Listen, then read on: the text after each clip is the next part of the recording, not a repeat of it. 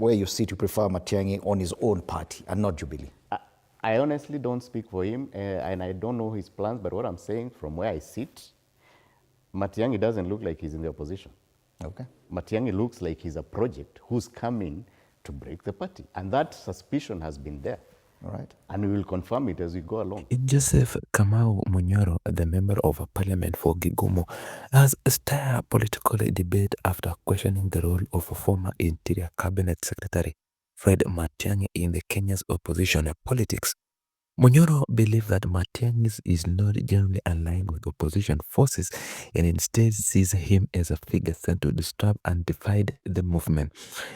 Where you sit, you prefer Matiang'i on his own party and not Jubilee? I honestly don't speak for him, and I don't know his plans, but what I'm saying from where I sit, Matiang'i doesn't look like he's in the opposition. Okay. Matiang'i looks like he's a project who's coming to break the party, and that suspicion has been there. All right. And we will confirm it as we go along. His comment reflects growing unease among leaders about the shifting alliance ahead of the 2027 election.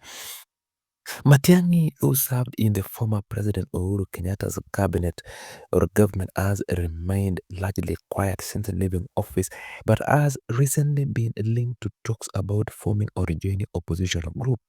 His past record as a strong governor and administrator and his reputation for firmness made him a popular figure during Kenyatta's tenure. However, some political observers have wondered whether he has the experience or commitment to play a central role in opposition politics.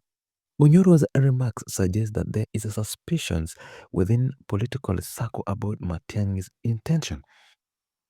Munyoro also turned his focus to Raila Odinga, the veteran politician who has led Kenya's oppositions for decades. He argues that Raila's influence has declined compared to previous years when he commanded large voting blocks across the country. Now in government, the kind of base he had. Look at Kisii, and I totally disagree with Professor here regarding mobilization, because here politics is about reality. And if you don't mobilize blocks of people, you are unlikely to ever lead this country. And the opposition now, if you look at, I was talking about Raila, if you look at Nyanza, Kisii, that base has disappeared. If you look at Western, a very big portion of the Western bloc, that is the Luhya people, are not with Raila. And he's been able to use that base as a block for his negotiations. So even when he's coming to negotiate, if at all that happens, he'll be negotiating from a point of weakness.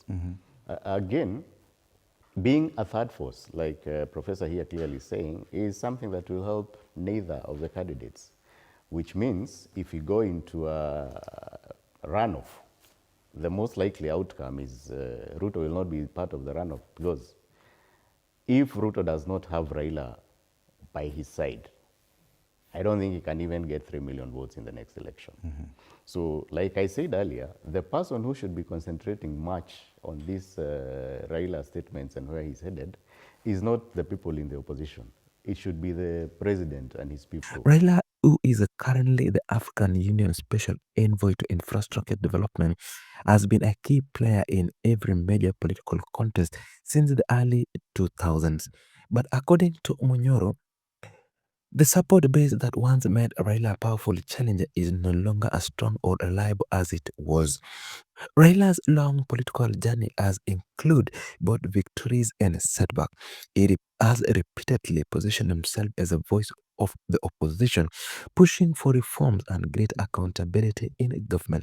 At the same time, he has been accused by critics of negotiating for personal political advantages rather than standing firm outside government. Munyoro's leave room for mixed message about whether he is inside or outside the ruling administration. We might belabor the point and discuss Raila because he's been there. We'll talk about him. He's negotiating post-election, pre-election. He's trying to steady his ship.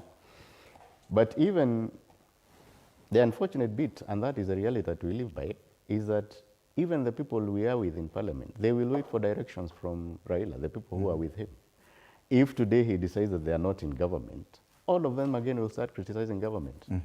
If tomorrow he says we are back in government, again that will happen. And that has been the ODM way of doing things. All right. So as much as we try and say that we could have parties in this country, Normally, we have parties, but there is someone within the party who gives the direction of the party.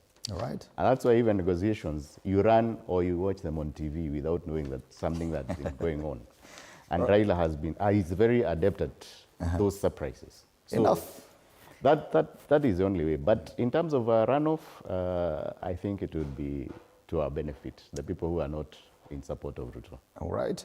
And yes, the confusion persists on what exactly Raila Odinga will do in 2027. And his latest pronouncement. President William Ruto's political future was also part of Munyoro's analysis. He warned that Ruto's chance in the 2027 election could be badly damaged if Raila decided to withdraw his support or stop cooperating with him.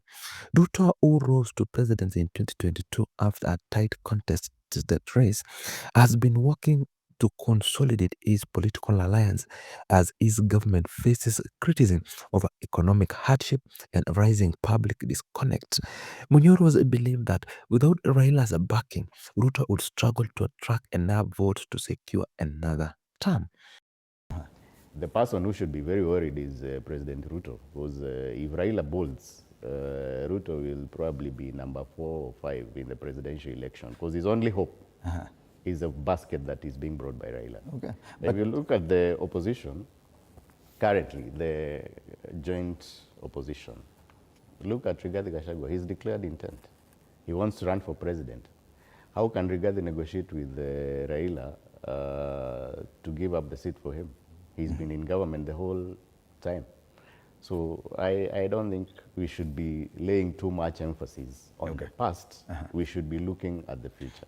The rising or the relationship between Ruto and Raila has been one of the most surprising developments in Kenya's politics in recent years. After years of being fiery rivals, the two men have occasionally appeared to work together on certain national issues. This has created confusion among supporters and critics alike, who are unsure whether Raila is acting as a part of the opposition or quietly supporting the government. Even if he were to join the opposition, I don't think probably he would be the preferred presidential candidate, because we already have people who've declared intent and interest on the running on the seat. And if you look at Raila, the way he's always played his game, he's never been interested in leadership. He's interested in being in government while bearing no responsibility. That's why he can be able to speak from both sides of his mouth, that he's in government, but then he will criticize the same government. He will also say that they have an arrangement and his people are in government, others are in the opposition, because they still hold the opposition seats even in parliament. So I don't think Raila is someone that we should be concentrating on at this particular moment in time.